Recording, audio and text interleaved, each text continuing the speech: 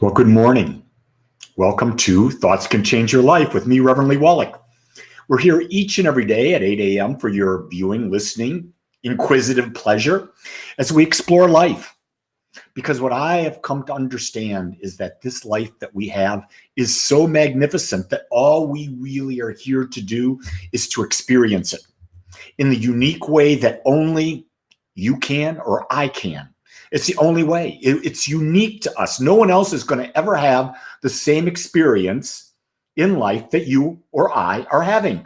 And you or I will never have the same experience. We may go through the same event, but guess what? We'll each experience it completely differently. So here's what is really coming up for me right now. I've really begun to understand that our mind becomes our prisoner because our mind forms all these thoughts, and these thoughts restrict us. And so we think we know so much. We think we're just wizards. We think we're geniuses and we know all this stuff. In reality, what do you really know? Someone will say, well, I know there's God. Where's your proof? I know that that tree is alive. How do you know it's alive? How was that tree created? Do you know how that tree was created? Well, there's a universe, there's a cosmos out there. Well, what do you really know about it? The fact of the matter is, we really don't know a lot. We have ideas about things. And these ideas or opinions that we have things change everything for us. And they make it so that we make it so that our opinions become our reality. That's what really we should have. We should be able to say this: our opinions create our reality. And what are our thoughts? Our thoughts are generally our opinions, aren't they? And so are our opinions true? No. Opinions are not true. They're just opinions because it's based on a foundation of unknown. Here's about the only thing that I know. I'm alive. How I define alive. I'm living, I'm breathing, I'm thinking, I'm feeling, I'm experiencing. That much I know. What is the truth about me? How big am I? Where am I? Am I in multi-dimensions? I have no idea about that. But here's the key thing. When we admit to ourselves that we don't know, we open ourselves to a greater sense of freedom, a greater sense of being, a greater sense to be able to experience life in more magnificence than we've ever had before. So I see you out there, Rose, good to see you. Patricia, Robin, Maylan, Keshav, I see you all out there. Hey, if you're out there, check in. Love to know who's out there so I know who I'm talking to. And if you got anything you want to talk about, put it down there because I'm willing to chat about anything. Because guess what? Whatever you ask me, I really don't know. But I have an opinion. And isn't it fun when you realize that you just have an opinion, that you can be with other people and discuss opinions, not discuss whether it's true or not. You see, this is where we as humans get so messed up. Well, this is the truth. I'm right here. My political party's right. My religion is right. This is right. That is right. All of those things lead to all of the controversy. They lead to all of the wars. Think about that. All of the wars, most of the wars that we have been in the name of religion. My God is better than your God. Really? What's God? Well, it's this. How do you know that? Well, I just know. No, you don't. You really don't know. How can you know something that is perceived as infinite? That's a really good question. How can you know something? Someone says, well, there's this universe. Well, how do you know? The universe goes on forever. How do you know? You see, and I remember being in India. This is about 5 years ago. I was with this guy, a teacher in India, I called him the astrology guru. I was big into astrology, so I called him that. And he would ask me questions, and he would ask my friend Naranjan questions. And here's what he would say after every answer we gave him. What's your proof? And I try to give him proof. Good morning, Bernice. Good morning, Joanne. I would try to give him proof. And whatever I told him, he would say, that's not proof. That's an opinion. And isn't that fascinating? That really frustrated me because I was very attached to being right. I was very attached to being right.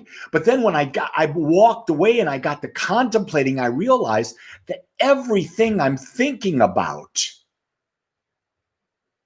is an opinion. I don't know what's true. Again, I come back to, here's what I do know is true. In this moment, I am alive. I am breathing. But who is breathing me? Ooh, I don't know. I don't know who is breathing me. I have opinions. I call it my soul. I call it that microcosm of the macrocosm, the divine being the macrocosm and me being an expression of it. Or in Christianity, it would be a child of God. I'm a child of God. What does that mean, a child of God? Well, I'm birthed out of God. All of me is God expressing, and the mind which I'm using is actually the infinite mind. I just don't realize it. And here's the key thing. One of the premises of what I teach is the fact that our thoughts create. And I'm not the inventor of that by any stretch of the imagination. I don't know, is anyone the inventor of anything that's ever said? Or are we just regurgitating the same knowledge over and over and over again? And so, I got to put quotation marks. Who said that? No, it wasn't them. If you go back and you read the Bible and you read the story of Jesus, and you say, well, that's original. Well, no, it's not. The story of Jesus happened 16 times before Jesus was ever born, documented as far back as the Egyptian god Horus. And the Egyptian god Horus was born of a virgin, died 3 days later, rose, all of the same story. The whole Christ story is the Horus story. It's fascinating, but we believe one is true and one is not. How do we know? There's a question I keep asking. What do we really know? And so then I was watching the movie the other day, Soul on Disney. Love the movie. If you've not seen the movie Soul on Disney, it is worth seeing. And it was all talking about, I've got to find my one purpose. I've got to find my one purpose. And what it really breaks down to, here's your one purpose: fully living in every moment. In every moment, fully getting everything you can out of that moment, fully being present with everybody that you're with. I'm living that moment right now. I'm present with you. I'm talking. I'm exploring. I know you're there. I'm seeing comments. And so I know you're commenting out there. And so I know that there's an energy flow. I may not be able to see you. We may not be talking together. But what I do know is that you're energy and I'm energy. And right now, our energies are intermingling with each other through the words I'm speaking and through the energetic response that you're having out there. And I never thought you could do that, but now I really believe it. Because I sit here every day and do this thing at 8 o'clock. And every day when I'm doing it, I feel a different energy. And what I really have come to understand is, number one, it's my level of awareness, but it's also the level of awareness of everyone who's listening. That we're all part. Remember that? We're all part. How do you know? Oh, Curtis, you smartass. Of course I don't know. It's what I think. I really got to start making that clear. I don't know. It's an opinion. Thank you for holding me accountable, Curtis. Isn't it great when people hold you accountable? Some people get mad. Don't get mad when someone holds you accountable. Think about it. Say, oh, damn, he's right. I got to back off that statement. That's what life's about. See how freeing that is? I could leave here and say, damn, Curtis called me out. How dare he do that in front of all these people? Then I'm going to be miserable about it. No, No reason to be miserable about it. Bennett writes down a common thing. He says, we're the average of the 5 people that we hang around with the most. Well, there's seems to be truth in that. Notice I said seems to be, Curtis. Because the idea behind who you hang around with the most means that the level of awareness that you are attracts a similar level of awareness. So the people you're most attracted to, you spend the most time with, will have a similar energy. And then the motivational speakers out there take it and say, if you want a higher experience of life, hang around with people who are more successful in what you desire to experience more of. More. Thank you, Curtis, but I'm not the teacher you are. Isn't that interesting? I'm not the teacher you are, because you're taking my words and you're interpreting them in a way that is meaningful to you.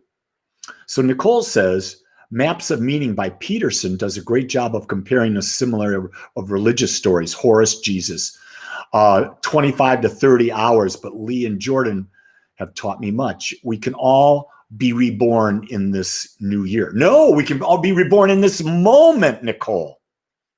All we do is that's what the New Thought movement is. I'm a minister of religious science, or Centers for Spiritual Living, which is part of the New Thought movement. What does that mean? It means that you begin your life every day with a new thought.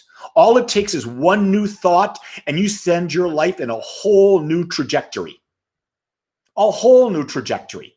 You know, it's like we're never going in a straight line. It's like a sailboat never goes in a straight line. It tacks back and forth based on the wind. Same thing, our thoughts. We'll have a crazy thought, go off track, have a new thought, get back on track. Realize this. You're never punished for your thoughts. But there is a consequence that's automatic. It's not a punishment, it's automatic. And that it's called the law of cause and effect. You put out a cause, there's an effect. It's not personal because it's not judging you. You put out a cause, you have these crazy thoughts, you get this crazy response. Put out a new cause, get a different response. That's what that's about. So, I feel pretty good. How do you feel out there? Do you feel good today? I love having these conversations. I'm going a bit longer than I normally do. I normally go 5 to 10 minutes, but I'm seeing the engagement out there. So if you're engaged and you want to continue, you just keep writing thoughts down and we'll talk about it. I think Jordan Peterson, Nicole, is an incredible teacher. And even as an incredible teacher, look at what he's dealing with. He's dealing with what? Coming off a very, very strong antidepressant that he got addicted to while he was battling this dark side about when his wife had cancer. So no one's above having that dark night of the soul. Oh, that's interesting that YouTube doesn't notify you for 5 or 6 minutes. Well, guess what, Bennett?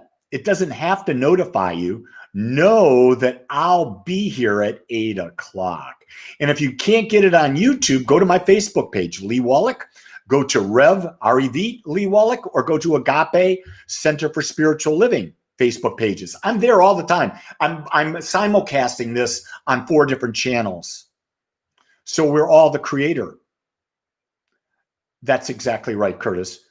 But here's the thing. We're the creator of our own experience. That's all we create. We don't create others' experience. They do. We're not responsible for the lives of others. We're responsible for our life. And that responsibility means living your life to the best that you can, to the fullest. I'm glad you saw a green shooting star. I think that's cool. I like that. My name is okay, cool. I love how people do that and get new. God. Well, let me put it this way, Curtis. Make that a small g. You're a microcosm of the macrocosm. You may be part of the macrocosm, but you're not all of the macrocosm. In other words, you're a drop in the ocean, and you have all the properties of the ocean, all the powers of the ocean. They're all centered within you, but you're not the allness of the ocean. Let's always remember, be humble. So with that, I'm going to say, be open, gang. Admit that you don't know a lot of things and watch your life just expand with new ideas, new questions, and new experiences. What about if you're raising a baby? What about if you're raising a baby? You got to take it a little bit further than that. Keshev, as far as have I seen a pattern of geometry between my eyes during meditation? Only when I've been on ayahuasca. My mind doesn't see that. I was on ayahuasca. I did that 5 times. I saw a lot of patterns at that point. But normally, I'm going pretty much, I'll feel sensations. I'll have my mind, my thoughts slow down. And then when I have a great meditation, my mind goes completely blank. There's nothing. That's the best that I can offer you. But I'm not saying I'm right. I'm saying that's just my experience. So with that, I'm checking out, gang. You go create a great day. And if no one says this to you today, wait a second, I see this.